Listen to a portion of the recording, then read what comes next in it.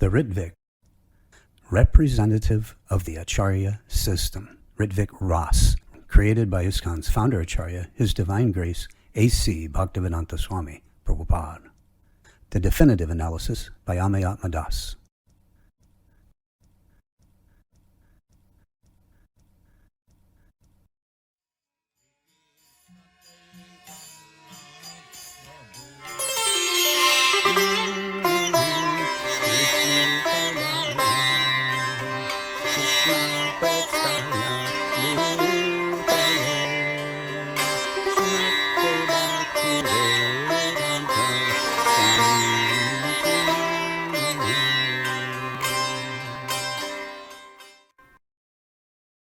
Om Ajnana-Tirmandasya Jana Shalakaya Chakshunun Sanjena Tasmai Shri Gurave Namaha.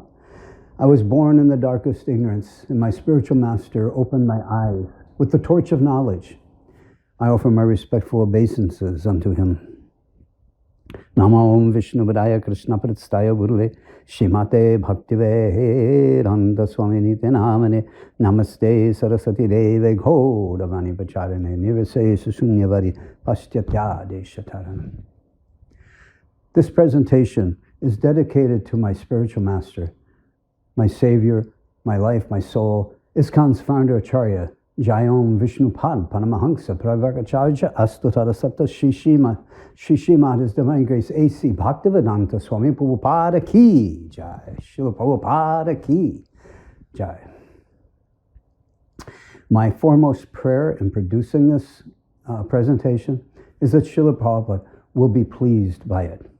And I pray that the Vaishnava community, the followers of Srila Prabhupada, receive it in the same simple devotional mood which I have tried to produce it. My name is Amayatma Das, an initiated disciple of Srila Prabhupada since 1973, and I have written, created, and produced this presentation.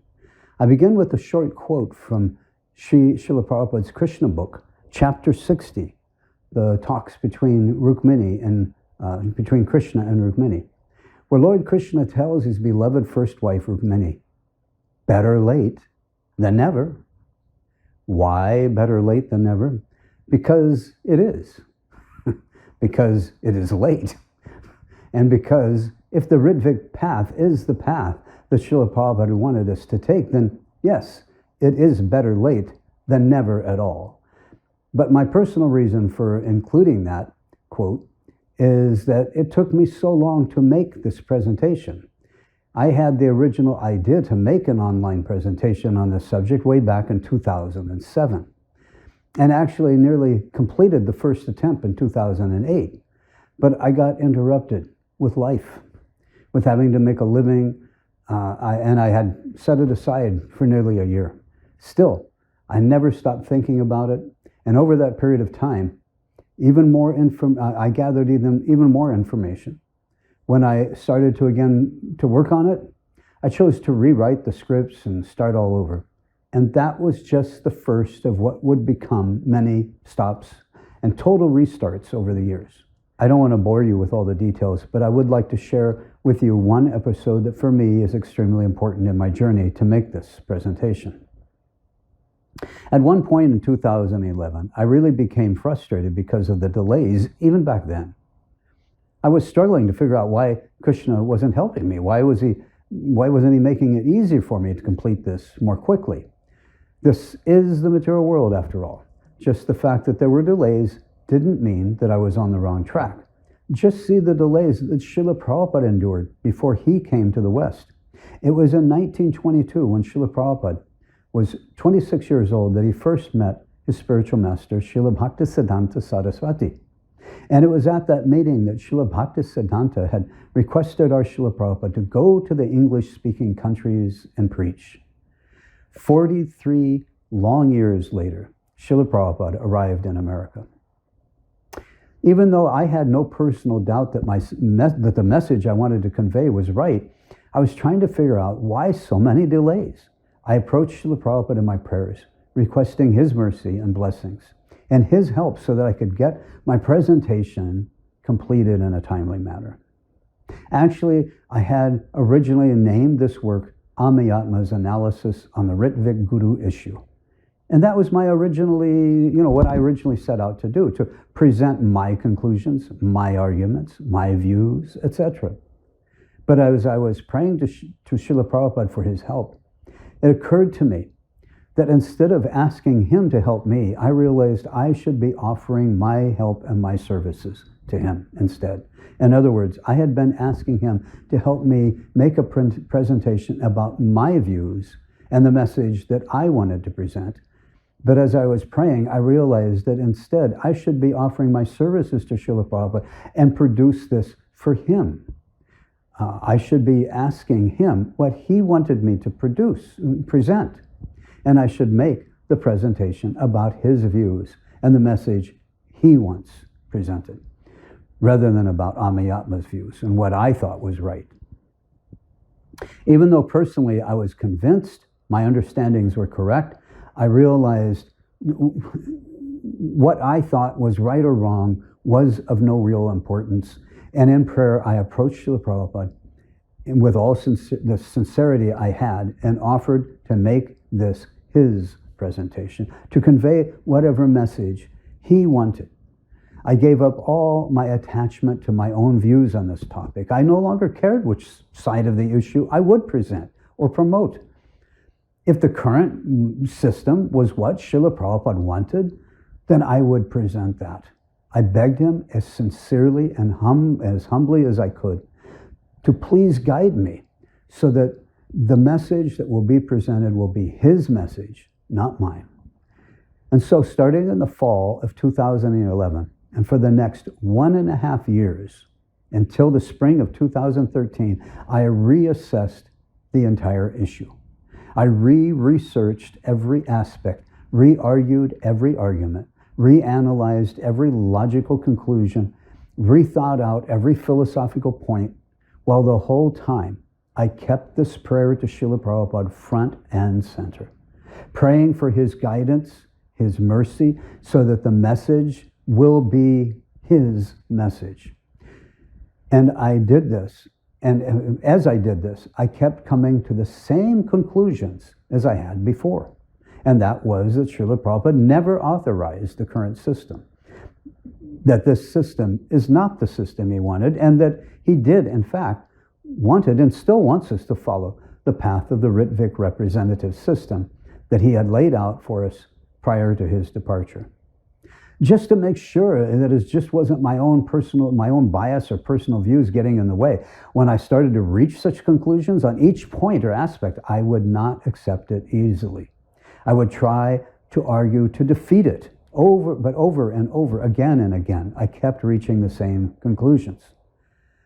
Well, some may argue, look, if this is really the presentation that Srila Prabhupada had guided me to make, then why is there a major section of this presentation called My Personal Story, meaning Amayatma Dasa's story? And that's a fair question.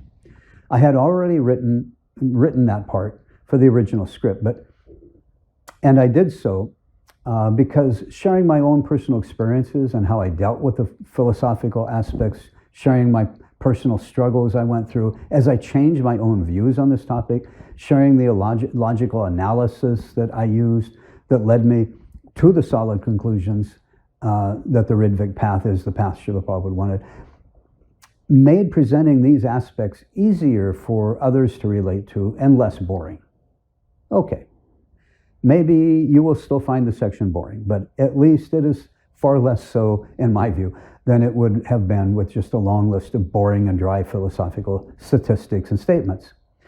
Besides, there was also an incident that took place starting about a month before Srila Prabhupada left this world. That incident is important for the devotees to know in order to have a full understanding of this issue. All of this is explained in the section, My Personal Story.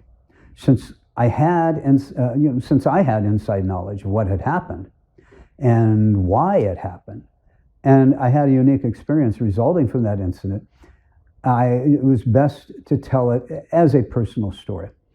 After I completed the reassessment of this issue in 2013 and began rewriting the scripts, I asked Srila Prabhupada in my prayers how to present these things, and at least in my heart, I felt that he wanted me to keep my personal story as part of the presentation.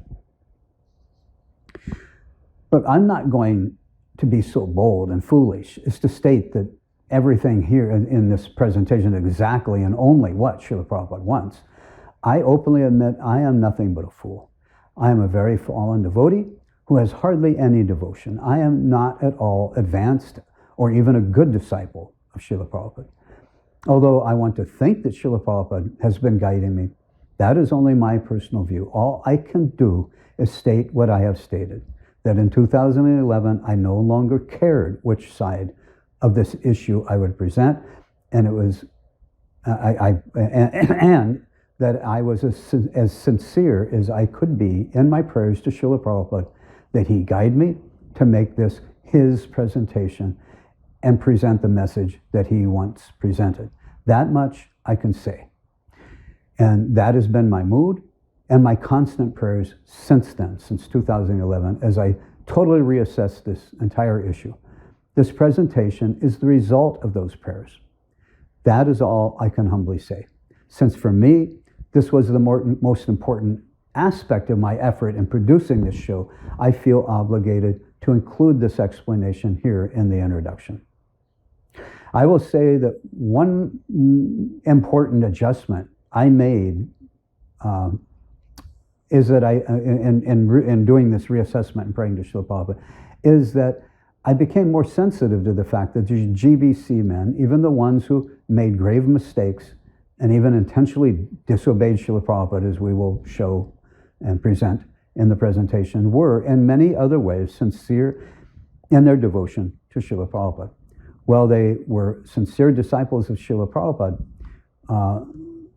When you hear about the incident I will talk about in my personal story, it will be clear that these men had also used very bad judgment and made wrong decisions during the same period of time when they were making the decisions on this issue.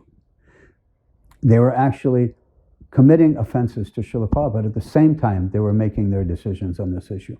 Therefore, we can understand that along with these devotees' genuine devotion to Srila Prabhupada, they also harbored very strong mundane desires to want to lord it over others and become the next big acharyas in our line. One last note about this. When I completed my reassessment in the spring of 2013, I again rewrote the scripts and again re-recorded all new videos. I was again nearly ready to make the final edits and complete this when life got in the way again. In the fall of 2013, I had to set this project aside, what was supposed to be for just several months, and it turned into 7 years.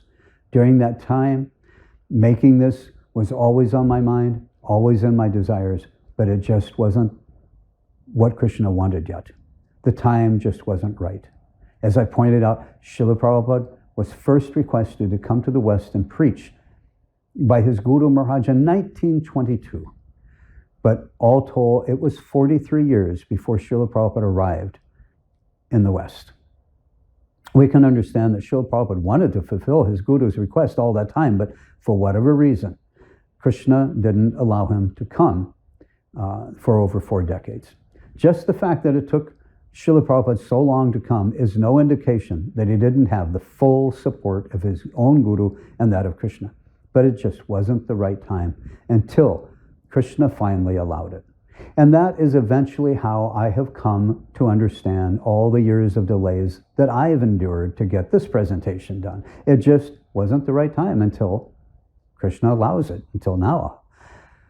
And now I feel it is finally time for the GBC to themselves engage in their own soul searching and engage in their own prayers to Srila Prabhupada and do their own reassessment of this issue, just as I did, taking into consideration all the facts, the logic, and the arguments that will be presented here. It is especially time that they own up to the wrong and offensive actions of their own members over the years, especially those offensive decisions, I should say, especially those offensive decisions and actions that were directly involving Srila Prabhupada. It is time for the members and the followers of ISKCON to also come to terms with the real facts and the real circumstances surrounding this issue and how the two paths developed, which will be brought out in the course of this presentation.